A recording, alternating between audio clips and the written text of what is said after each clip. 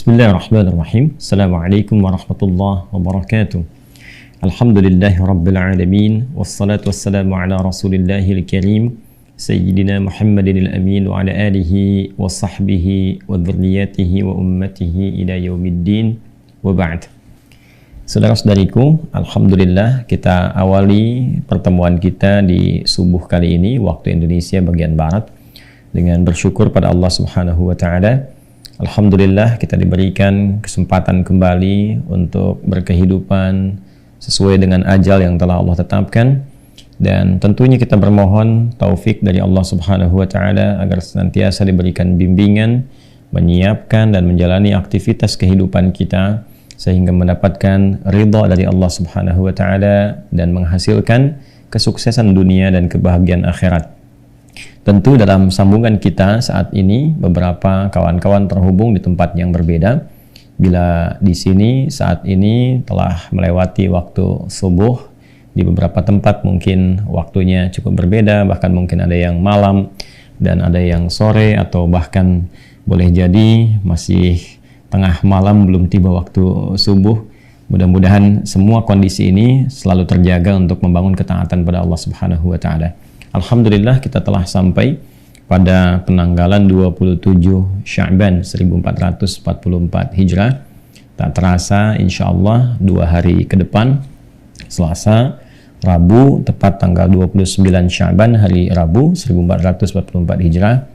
Tentu di tanggal 29 ini akan menanti terjadinya konjungsi posisi yang ijtima, ya, kalau dalam bahasa fikih, dalam bahasa astronominya disebut dengan konjungsi, saat berada dalam posisi yang sejajar antara bumi, matahari dan bulan berada pada titik yang sama di ufuk 0 derajat, dan tentunya akan mendekat kepada maghrib nanti akan dilakukan ru'yat.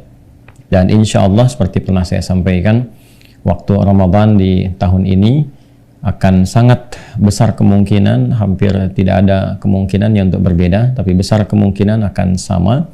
Dan ketinggian hilal berdasarkan hitungan astronomis itu sudah tinggi sekali, kurang lebih 7 derajat 57 menit atau mendekati 8 derajat, dan itu insya Allah kabar baik untuk kita semua, sehingga malam Kamisnya sudah bisa menunaikan tarawih dengan izin Allah Subhanahu wa Ta'ala, dan bersamaan dengan 23 Maret sudah memasuki 1 Ramadan. Tentunya kita menanti kabar baik itu dan terus kita melakukan ikhtiar-ikhtiar terbaik sehingga punya persiapan maksimal sebelum sampai masuk ke bulan Ramadan insya Allah.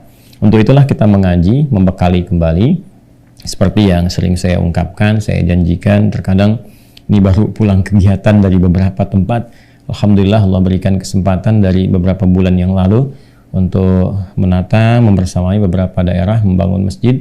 Alhamdulillah kita meresmikan secara estafet beberapa masjid yang disiapkan. Mudah-mudahan teman-teman yang di daerah, di desa-desa yang sudah ada masjidnya bisa dimakmurkan dan diridhai oleh Allah Subhanahu wa Ta'ala. Dan kita semua yang terhubung saat ini, mari kita bekali kembali diri kita sebelum masuk bulan Ramadan. Setelah di pertemuan yang lalu kita sampai pada pembahasan menyiapkan agenda Ramadan. Saat ini kita akan juga menyiapkan sesuatu yang cukup penting yang kita tentunya akan rencanakan dan buru waktunya. Nah, pembahasan kali ini kita akan membahas tentang keutamaan berdoa di bulan Ramadan. Dan kita akan juga ungkap beberapa doa-doa yang diajarkan oleh Nabi SAW untuk dipersiapkan tentunya saat memasuki waktunya, dan kalimat-kalimat yang kita mulai pelajari saat ini. Teman-teman, tentang bab ini masih saya ingatkan juga ada di buku kami. Yang ini teman-teman yang belum mendapati bisa langsung tersambung ke Uwah Corner ya, di bab mukaddimah yang kedua di halaman ke-28 ya, poin nomor 4 yang paling kiri di pertengahan ya, bab memperbanyak doa. Nah, langsung saja teman-teman sekalian, kita akan masuki pembahasan kali ini, doa-doa spesial di bulan Ramadan ya. Bismillahirrahmanirrahim. Ramadan selain bulan Al-Quran juga bisa memberikan kesan kepada kita yang dalam tentang hadirnya satu penamaan baru, yaitu bulan terkabulnya doa, atau kita katakan dalam bahasa singkatnya bulan doa. Ya, tidak terbatas tentu pada Ramadan saja kita berdoa. Setiap saat, setiap waktu kita meminta, bermohon pada Allah Subhanahu wa ta'ala. Baik itu siang, malam, dari bahkan subuh sampai dengan datang subuh kembali. Fadilah doa sangat banyak sekali. Ya, yang kita maksudkan di sini adalah doa yang spesifik, yang diberikan kesempatannya, keluangannya, bahkan dari sebagian doa itu dituntun sampai lafaznya oleh Nabi Sallallahu Alaihi Wasallam untuk menunjukkan satu perbedaan yang istimewa Ramadan dengan bulan-bulan yang lainnya. Sehingga bila kita mengaji paket ayat Ramadan, kalau saya sebutkan paket ayat, artinya ayatnya tidak berdiri sendiri, ya. Jadi Ramadan itu teman-teman sekalian, ayatnya itu satu paket dari Al-Baqarah, ya kan? Surah yang kedua itu ayat 183 sampai 187. Nah, memahaminya satu paket ini. Ya, jadi bukan satu-satu. Terkadang kalau disebutkan puasa Ramadan yang terbayang di ayat 183 saja. Nah, itu baru awal kewajibannya. Diperintahkan oleh Allah untuk menunaikan puasa, disampaikan tujuannya apa, goalnya apa. Lalu detil pelaksanaannya yang disampaikan, gambaran umum yang detil itu dalam Al-Quran nanti ada di ayat 184. Misal masuk pada kaidah fikihnya, sisi berapa lamanya, toleransinya, siapa yang dibolehkan untuk tidak berpuasa, dalam kondisi apa, apakah nanti kalau nggak berpuasa digantinya kapan, seperti apa, kalau betul-betul nggak bisa puasa secara medis dibuktikan seperti apa, toleransinya atau penggantinya. Nanti masuk ayat 184. 185 menunjuk kepada waktunya dan kemuliaan Quran di dalamnya. Telah kita bahas. Sampai menjadi pribadi yang bersyukur, sampai bertakbir. Nah, ayat 186-nya di sini, ya. Ayat 186, nah ini spesifik tentang doa. Jadi di rangkaian ayat-ayat puasa, atau saya sebut dengan paket ayat Ramadan, di ayat 186 itu spesifik ayatnya mengisyaratkan tentang keutamaan doa. Ya, dan insya Allah teman-teman yang sudah ada bukunya kita ulas secara sistematis dari ayat 183 sampai 186. Bismillahirrahmanirrahim. Allah berfirman di ayat 186 di surah yang kedua, ya, wa idza. Saya tuliskan dulu, ya. Sa'alaka ibadi, kan, anni, fa inni qarib, kan? Nah, ini poinnya. Ujibu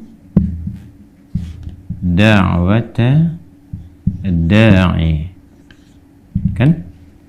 Idza da'ani, kan? Baik, kita tuliskan dulu. Falyastajibuli, falyastajibuli,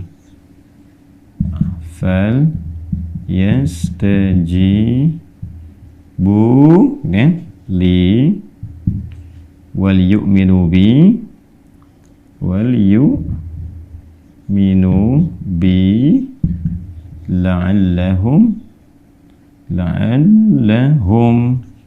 yarshudun. Baik, ya. Nah, kurang lebih begini.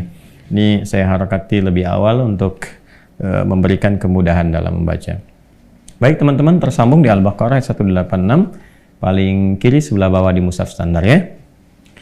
Wa idza sa'alaka ibadi anni. Baik. Ini menarik nih. Tiba menerangkan tentang kewajiban puasa, lalu masuk ke aspek fikihnya, berapa lama, siapa yang ditoleransi, bagaimana menggantinya, kemudian masuk kepada keutamaan Al-Quran, lalu masuk kepada fikih lagi penegasan tentang orang yang safar, tentang orang yang sakit, lalu kemudian masuk kepada bagaimana mensyukuri nikmat hidayah dengan perbanyak takbir, dan kemudian di akhirnya meningkatkan syukur kepada Allah. Tiba sebelum masuk ke ayat 187 yang masuk pada kategori fikih detil lagi, kan, tentang kehidupan rumah tangga, suami istri saat puasa, sampai menentukan awal dan akhir puasa, kapan mulai puasa, kapan akhirnya, gitu kan, sampai ke ujungnya. Tiba di ayat 186 itu ada ayat tentang doa. Nah, ini, ya, ini yang paling menariknya. Wa idza sa'alaka ibadi, dan Muhammad sallallahu alaihi wasallam, jika ada yang bertanya kepadamu, kan?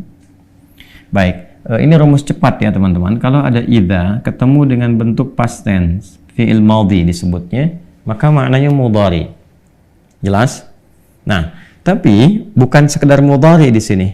Ini menunjukkan bahwa kejadian ini bisa berlangsung di masa Nabi saat disampaikan ayat ini dan akan terjadi kembali di masa depan tanpa batasan.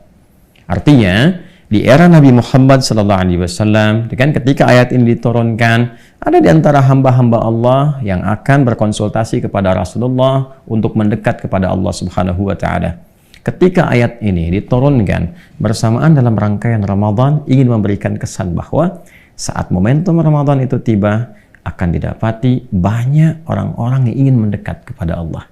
Itu rahasianya. Kenapa ayat ini turun? Dalam rangkaian juga ditempatkan di ayat Ramadan, ingin memberikan kesan kepada kita bahwa ketika tiba Ramadan itu, banyak sekali di antara orang-orang hamba-hamba Allah yang ingin mendekat kembali kepada Allah Subhanahu wa Ta'ala. Bila dulu di era Nabi terjadi, maka sampai kini pun akan didapati. Kalau nggak percaya, lihat nanti. Begitu masuk Ramadan, tidak sedikit ya insan-insan beriman, hamba-hamba Allah ingin mendekat kepada Allah. Baik ya? Nah, siapa di antara hamba-hamba itu disebut oleh Allah Subhanahu wa Ta'ala dengan kata ibad, ibadi, ya kan? Anni, jika ada hamba-hambaku. Jadi ibad itu bentuk jama', bentuk plural, ya. Plural dari kata abdun, jamaknya ibad ke sini. Nah, nanti Muhammad SAW kan akan ada hamba-hambaku yang berkonsultasi kepadamu untuk mendekat kepadaku, ya, bertanya tentang Allah, ingin mendekat kepada Allah, gitu kan? Baik, siapa ini ibad? Ibad itu singkatnya, paling cepat memahaminya karena waktu kita terbatas, ada dua golongan paling cepatnya, ya. Jadi ada hamba yang taat, ada hamba yang berlaku maksiat, ya kan? Dengan kata lain, ada hamba yang soleh dan hamba yang salah, gitu. Ya, hamba yang taat ya disebut ibad juga, kan jamak dari kata abdun kan, ya. Seorang nabi, rasul bahkan ketika ketaatannya meninggi disebutnya abdun. Rasulullah SAW ketika beliau menunaikan Isra kan dan Mi'raj disebutnya kan abdun. Subhanalladzi asra bi'abdihi. Demikian dengan rasul dan nabi-nabi yang lainnya. Terus kita juga yang bukan nabi, bukan rasul, ketika kita taat kepada Allah dari ujung kepala sampai ujung kaki, direfleksikan dari hasil sholat itu dengan menaati Allah. Kan sholat kita taatkan, ruku, sujud, lalu kita praktekkan dalam kehidupan, kan? Nah, itu dari ujung kepala sampai ujung kaki ketika mendekat kepada Allah yang Rahman, yang Maha Kasih, maka namanya disebut dengan ibad. Di surah Al-Furqan itu yang sangat viral, wa ibadur rahmanil ladzina yamshuna 'alal ardi hauna wa idza khatabahumul jahiluna qalu salama. Hamba-hamba Allah yang sangat penyayang itu, ya, hamba-hamba Allah, Allah yang punya sifat penyayang yang tanpa batas itu mendapatkan percikan kemuliaan yang Allah berikan kepadanya. Di antaranya apa? Ya, orang-orang itu penuh dengan kasih sayang, kalau jalan juga baik, kalau ada orang provokasi dia jawab dengan sesuatu yang bermakna, kan? Dan seterusnya, sehingga memancarkan aura-aura kebaikan. Nah, itulah ibad, teman-teman sekalian. Nah, golongan pertama ini masuk. Jadi, ketika memasuki Ramadan, menariknya nanti, ya, yang soleh pun akan terus meningkatkan kesolehannya. Yang taat terus mendekat kepada Allah Subhanahu wa Ta'ala. Jadi, banyak sekali para sahabat-sahabat juga berkonsultasi pada Rasulullah, kan, menjelang Ramadan, memburu apa yang kira-kira disampaikan Nabi, diberikan petunjuk untuk mendekat kepada Allah. Makanya nggak heran, ya, jangankan level-level sahabat, selanjutnya ke tabi'in, tabi'ut tabi'in, setelah itu, Masya Allah, kita dengar bagaimana Imam Abu Hanifah, Imam Malik, Imam Asy-Syafi'i, Imam Ahmad bin Hanbal meningkatkan ketaatan mereka saat Ramadan. Dan tentu diikuti oleh ulama-ulama setelahnya.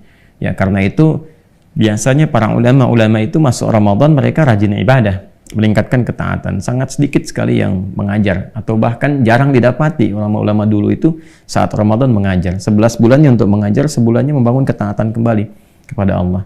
Nah, saya juga mohon izin barangkali akan mulai mengikuti tapak-tapak itu karena memang itu jalurnya gitu. Ya, jadi mohon izin berkenan teman-teman, 11 bulan telah kita berikan untuk mengajar. Jadi izinkan yang sebulan kita mengistighfari diri, mengevaluasi kembali, meningkatkan apa yang kita mampu lakukan untuk mendekati Allah Subhanahu wa Ta'ala dan mengikuti tuntunan Rasulullah SAW. Jadi golongan pertama, Ya, jadi orang soleh pun meningkatkan lagi ketaatannya, membangun kedekatannya dengan Allah Subhanahu wa Ta'ala. Baik. Kemudian yang kedua juga ini, ada yang kedua nih pelaku maksiat, orang salah. Karena Ramadan itu terbuka untuk semua hamba, bukan yang taat saja, pelaku maksiat pun dibuka pintu untuk kembali, untuk taubat, untuk mendekat, gitu kan? Dari mana kata ibad taunya kita juga digunakan oleh Al-Quran untuk menunjuk pada pelaku maksiat. Misalnya Quran surah ke-39, ya, Quran surah ke-39 Az-Zumar ayat 53, ya. Ketika Allah menyampaikan qul ya ibadiyalladzina asrafu ala anfusihim la taqnatu mir rahmatillah. Ya Muhammad SAW katakan, sampaikan pada hamba-hambaku. Ini pakai ibadi juga, qul ya ibadi. Ya, sampaikan Muhammad SAW pada hamba-hambaku, ya hamba-hambaku kata Allah, yang telah merasakan, mengakui, sadar telah banyak berbuat maksiat, banyak berbuat salah. Ya, lalu ada getaran di hatimu. Nah, ini sesuatu yang penting untuk digarisbawahi. Sering saya katakan, seburuk-buruknya manusia melakukan sebuah perilaku yang salah, kasih sayang Allah akan selalu melekat pada dirinya sebelum nyawanya sampai ke kerongkongan. Itu selalu ada getaran gitu. Ya, Anda tanpa sadar kadang-kadang juga, kok bisa Anda harus membuka misalnya channel YouTube dari kami atau mendengarkan tausiah, tiba-tiba kok kesini ngekliknya gitu kan? Tiba-tiba kok lewat di depan masjid, ya? Sementara selama ini perbuatannya kayaknya sudah berlumur dengan dosa, berlumpur dengan maksiat. Kok bisa? Nah, itulah petunjuk kasih sayang Allah. Cepat jemput tuh. Dan banyak sekali orang-orang yang menjadi istimewa di hadapan Allah, ternyata pada mulanya banyak berbuat maksiat dan dia memilih taubat. Dan taubatnya itu yang sangat luar biasa, menggugurkan dosa, merubah penampilannya. Yang setelah itu tiba kemudian tanpa dia sadari mendekat kepada ajalnya. Dan dia wafat dalam keadaan yang sangat indah. Ya. Nah, ini mahal sekali. Ibad. Ya, alladzina asrafu, ya, yang telah merasa berbuat banyak kesalahan. Ya, banyak dosanya. Qul ya ibadiyalladzina asrafu ala anfusihim. Dia memvonis dirinya udah banyak dosanya dan sebagainya. La taqnatu min rahmatillah. Jangan putus asa dari rahmat Allah Subhanahu wa Ta'ala. Nah, rahmat itu yang saya maksudkan, getaran kepada jiwa kita, terlintas di pikiran, apa ada kesempatan bagi saya menjadi baik. Demi Allah saya katakan, ketika Anda mengambil kesempatan itu dan menata lebih baik, itu Allah akan hapuskan kesalahan. Dan semua kisah Anda akan dirubah oleh Allah menjadi yang baik-baik. Bahkan yang buruk, yang lampau pun ketika masuk media diceritakan, itu jadi inspirasi, jadi kisah. Jadi lebih baik. Bukan cemoohan lagi. Ya, dulu mungkin tampilannya nggak bagus, dicemooh orang begini. Walaupun mungkin Anda bisa membuat orang lain tertawa, orang lain bisa senang, dari situ mendapatkan penghasilan dunia, materi, tapi Anda gelisah. Anda nggak tenang. Ya kan? Begitu Anda menata, mengambil hidayah Allah ini, tiba-tiba kemudian ketenangan Anda dapatkan. Sesuatu yang mungkin Anda nggak pernah dapatkan dari dulu, Anda idam-idamkan, betul. Begitu dapat itu, lalu Anda mengambil untuk berubah, pelan-pelan jadi lebih baik, kisahnya akan dirubah. Yang dulu ditutup, berganti jadi inspirasi kebaikan. Itulah ibad. Ya, innallaha yaghfiru dzunuba jami'a. Sungguh Allah menegaskan akan mengampuni semua dosa tanpa kecuali, sepanjang hambanya mau kembali. Nah, apa kaitan dengan doa? Ini, jika ada hambaku yang mau mendekat kepadaku, kata Allah, ya, bertanya, berkonsultasi pada Muhammad SAW tentangku, fa inni qarib, maka cepat katakan, sampaikan kepadanya, ini sungguh aku qarib, begitu dekat. Ini kalau di psikologi ini sangat luar biasa. Ya, kalau Anda bertanya begini, Ustaz Adi jadi datang nggak, gitu kan? Lalu dijawab oleh Anda, beliau sudah dekat, kan? Dengan jawaban yang kedua, belum ada kabar nih, kan? Bukankah jawaban pertama memberikan kesan berbeda kepada hati? Sudah dekat, ya kan? Ada kesiapan untuk menanti, kesiapan untuk mendengar, dan sebagainya. Perhatikan, ketika Anda bertanya, ya Rasulullah, saya ingin mendekat kepada Allah. Bagaimana saya bisa berkomunikasi? Bagaimana saya bisa mendekat? Fa inni qarib, katakan Muhammad SAW, Allah sangat dekat. Begitu sudah merasakan kita jawaban itu, dan merasakan di jiwa kita kesiapan untuk mendekat kepada Allah, apa yang langsung Allah jawab kepada kita? Sebelum minta, lihat ini. Ujibu da'watad da'i idza da'an. Ini poinnya. Ya, biasanya motif orang mendekat kepada Allah kan dua, kan? Kalau bukan meminta, dia bertobat, kan? Coba, kalau nggak percaya, ya kan? Umumnya kan dua itu, kan? Coba kalau, mendekati Allah, saya kan kalau lagi susah, gitu kan? Lagi ada masalah, baru tahajud, ya kan? Baru baca Quran, baru mengadu, ya kan? Ya, atau kalau orang-orang soleh nggak harus tunggu masalah, Ya, dalam setiap sholatnya berdoa. Dia mau belajar berdoa, mau bekerja berdoa. Orang saleh menautkan dirinya kepada rahmat Allah Subhanahu wa Ta'ala. Sama. Yang kedua, ada orang mau tobat, dia mendekat kepada Allah kan. Mulai ke masjid kan. Awalnya mulai malu-malu ngambil saf belakang, dempet-dempetin tembok, mendekati tiang, kemudian mulai maju merapat ke pojok bagian depan. Lama-lama merasa tenang, nyaman, kan? Ya kan? Jadi kalau bukan dia memohon untuk karunia berupa rahmat, atau dia memohon untuk karunia berupa taubat, ya kan? Maka sebelum meminta keduanya, Allah sudah jawab, ujibu da'watad da'i idza da'an. Ini poinnya. Sebelum meminta loh, Allah sudah tahu karena Allah pencipta kita, ya kan? Dan menggunakan fi'il mudhari, ujib. Ya. Karena ini idza ketemu sa'ala, maka langsung dijawab pakai mudhari, ujib. Baik yang sekarang berkelanjutan sampai kapanpun engkau meminta kepadaku, ujib, aku pasti akan jawab. Jadi fikih doa itu begini, fikih doa itu, doa kapanpun dimohonkan, itu sesungguhnya formulasi awal itu pasti dijawab. Gitu. Dan dijawabnya sesuai kebutuhan, bukan keinginan, ingat ya, karena Allah hanya mengabulkan apa yang Anda butuhkan, bukan apa yang Anda inginkan. Catat tuh ya, Anda boleh jadikan status, boleh. Allah hanya mengabulkan apa yang Anda butuhkan, bukan apa yang Anda inginkan. Jadi, ketika apa yang Anda mintakan bermaslahat, sesuai kebutuhan, ada maslahatnya, dan sifatnya adalah, sifat maslahatnya, ini yang dahsyat pemberian dari Allah itu, dunia akhirat. Dunia akhirat. Jadi kalau yang Anda minta itu sesuai maslahat dunia dan akhirat Anda, Allah berikan.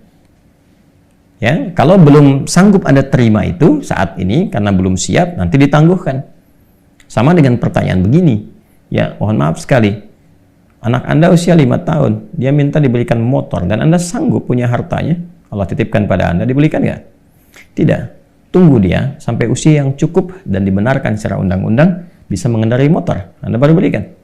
Sama, terkadang saya, Anda, kita meminta sesuatu saat ini belum siap, belum pas. Pada waktunya Allah berikan.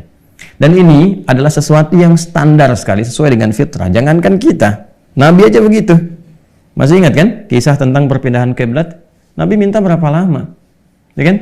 Dan dikabulkannya kapan? Gak seketika minta langsung dikabul, tidak. Ketika dipandang umat Islam sudah siap, sudah mengerti, sudah paham, baru dikabulkan. Ya, teman-teman sekalian, kurang lebih 1 tahun 6 bulan lah baru dikabulkan itu.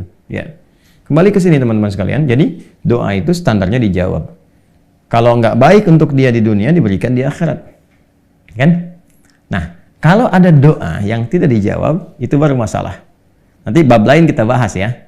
Kita akan bahas insya Allah di bab yang lainnya. Kenapa orang berdoa nggak dijawab? Padahal itu sesuai kebutuhan dia. Nanti ada banyak hal faktornya. Dan di banyak hadis sudah menyebar. Ya, ada yang terkait dengan konsumsi yang haram. Mat'amu haramun, mashrabu haramun. Kemudian, malbasu haramun, wa ghudhiya bi haramin. Dalam salah satu hadis yang sahih, bagaimana bisa dijawab? Makanannya haram, minumannya haram, pakaiannya haram, dan perangkat hidupnya haram. Ternyata yang haram itu menutup menjadi hijab. Ya, bukan gak dikabulkan, begitu dikabulkan mental. Nanti begitu masuk ke bab itu, kita akan coba kupas kembali. Insya Allah ya, itu di materi nanti awal jelang buka Ramadan di kajian Aku Suka insya Allah. Ya, bocoran topik pertamanya. Ya, karena ini masih musim hujan, jadi ada bocoran disampaikan. Insya Allah ya, kita akan kupas.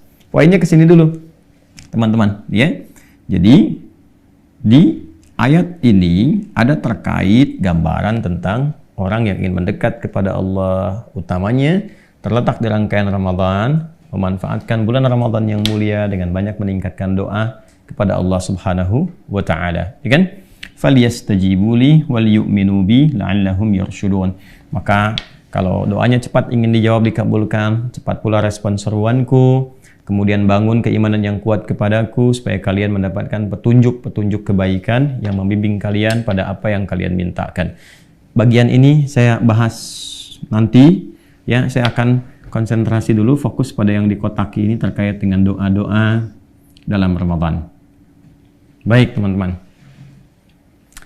Apa saja doa-doa yang kiranya dianjurkan Bahkan diajarkan lafaznya oleh Nabi Sallallahu Alaihi Wasallam saat masuk pada bulan Ramadan yang kiranya beda dengan doa-doa yang lain. Kita ambil satu dulu di subuh ini karena waktu kita terbatas. Kita akan ambil doa yang mengantarkan kita pada ibadah pertama saat memasuki Ramadan. Nah, ibadah pertamanya jangan lupa bukan siang, tapi malam. Ingat ya? Jadi begitu Rabu nanti ada ru'yat, kemudian diputuskan misalnya ketinggian hilal ini sudah mencukupi, bahkan di atas yang standar. Insya Allah besok sudah mulai puasa. Jadi begitu dikatakan tanggal 1 Ramadan bersamaan dengan 23 Maret, ya kan? Di hari Kamis ya. Ya, bersamaan dengan itu malamnya kan tarawih. Di malam Kamis tarawih kan? Berarti malamnya sudah masuk malam pertama Ramadan. Nah, ketika masuk malam pertama Ramadan, di malamnya ada doa apa? Yang spesial untuk Ramadan saja. Nah, kita keluarkan dulu supaya nanti bisa menjadi pendampingan saat masuk malam pertama Ramadan. Kita ambil dulu hadis riwayat At-Tirmidzi.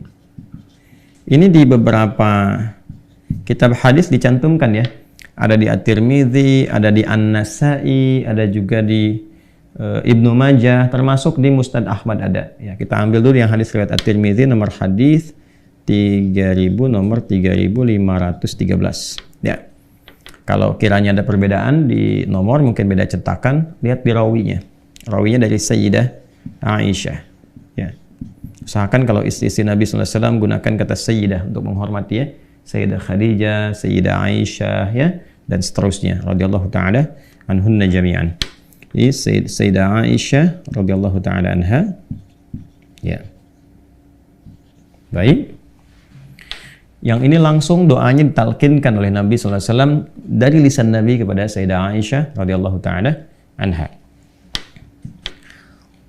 Haddatsana qala ya an Aisyah radhiyallahu taala anha, dari Sayyidah Aisyah semoga Allah meridai kepada beliau ummul mukminin, qalat, beliau satu kali berkonsultasi bertanya pada Rasulullah sallallahu alaihi wasallam. Ya Rasulullah, ya kama qalat, wahai Rasulullah sallallahu alaihi wasallam. Kan? Nah, ini menarik sekali. Ketika beliau menggunakan diksi ya Rasulullah dan tidak mengatakan misalnya ya zauji, wahai suamiku, tapi memberikan kesan sebagai sifat Nabi SAW yang diutus oleh Allah untuk membimbing umatnya, termasuk keluarganya. Sehingga ketika disebutkan Rasul, otomatis jadi teladan. Yaitu nanti diikat dengan Quran surah ke-33, Al-Ahzab ayat 21. Laqad kana lakum fi rasulillahi uswatun hasanah. Sungguh telah ditetapkan pada kepribadian semua yang melekat pada Rasulullah. Ingat, Rasul dengan sifat Rasulnya. Nabi Muhammad SAW menjadi lebih mulia, lebih istimewa karena sifat kerasulannya. Maka ketika diksinya menyebutkan Rasul, berarti di situ sudah ada keteladanan. Dan inilah cerdasnya Sayyidah Aisyah. Beliau juga seorang faqihah, ya, seorang ahli fiqih, ahli hadis, dan sangat luar biasa jenius keilmuannya, seorang pengajar pasca wafatnya Nabi SAW, dan sangat detil dalam memberikan diksi. Ya Rasulullah, wahai Rasulullah SAW, memberikan kesan bahwa kepada kita ada informasi yang sangat penting. Ara'aita in alimtu ayya lailatul qadri ma aqulu fiha. Bagaimana pendapatmu, bagaimana bimbinganmu, bagaimana petunjukmu kalau sekiranya aku merasakan dari malam Ramadan itu merasakan malam Al-Qadar. Ya kan? Baik, maka apa yang aku katakan, doa apa yang aku bacakan? Nah, ini memberikan kesan kepada kita teman-teman. Petunjuk pertama tadi meneladani kebaikan-kebaikan dan petunjuk yang dituntunkan oleh Rasulullah, apalagi sumbernya dari A1, istri beliau Sayyidah Aisyah radhiyallahu taala anha. Yang kedua adalah semangat menghidupkan malam Ramadan. Ya, jadi malam pertama sampai malam terakhir. Jangan hanya menunggu di 10 malam terakhir. Ya, siapa tahu Allah turunkan di pertengahan atau sejak awalnya. Kita nggak tahu kapan malam Al-Qadar itu. Ya, walaupun nanti ada hadis-hadis meminta kita berburu di akhir supaya meningkatkan semangat, tapi Allah punya hak untuk menurunkan itu di awal, di pertengahan, atau bahkan di akhir. Karena itu hadis ini memberikan kesan kepada kita juga, hidupkan setiap malam Ramadan. Sehingga kita bisa merasakan perbedaan di setiap malam. Nah, dalam konteks kita merasakan itu, lalu berdoa, apa doanya? Jadi kalau kita baca, cara berpikir cerdasnya, kalau kita baca setiap malam, luangkan waktu 5 menit aja untuk membaca doa ini setiap malam. Ya, cara cepat mendapat malam Al-Qadar kan jangan tinggalkan malam, ya kan? Itu. Ya, paling cepat kan begitu, walaupun cuma 5 menit malam, gitu kan? Nah, kalau aku merasakan getaran itu, apa yang aku baca? Jadi ini doa khusus di malam Ramadan, dan para ulama biasanya menempatkan doa ini di jeda-jeda tarawih. Jadi begitu 2 rakaat selesai, atau yang pakai 4 rakaat selesai, jeda dulu. Tenangkan dulu sampai hati merasakan ketenangan. Makanya disebut dengan tarwihah, jamaknya tarawih. Ada jeda yang menenangkan kepada jiwa. Ya, apa yang dibaca? Kata Nabi, quli, ya, maka katakanlah, berdoalah. Nah, ini doanya ya. Kita tuliskan, Allahumma innaka afuwun tuhibbul afwa, kan, fa'fu anni.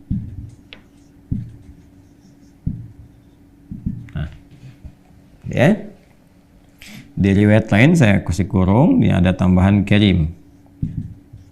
Silahkan, tidak ada masalah menggunakan yang manapun. Allahumma innaka afuwun, yang pertama, yang kedua pakai karim boleh. Tuhibbul afwa fa'fu anni.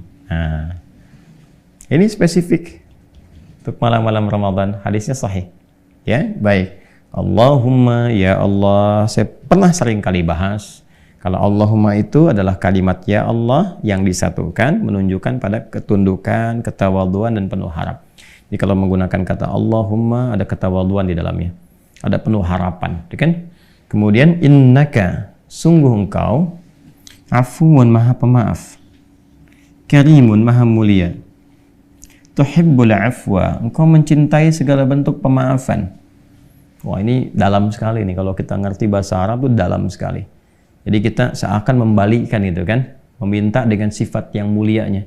Ya Allah, engkau kan yang maha pemaaf, engkau yang melekatkan sifat itu padamu, engkau yang mencintai semua bentuk pemaafan, ya kan? Fa'fu anni, aku mengakui ya Allah, saat ini aku merasa banyak salahnya, aku telah berbuat banyak kesalahan.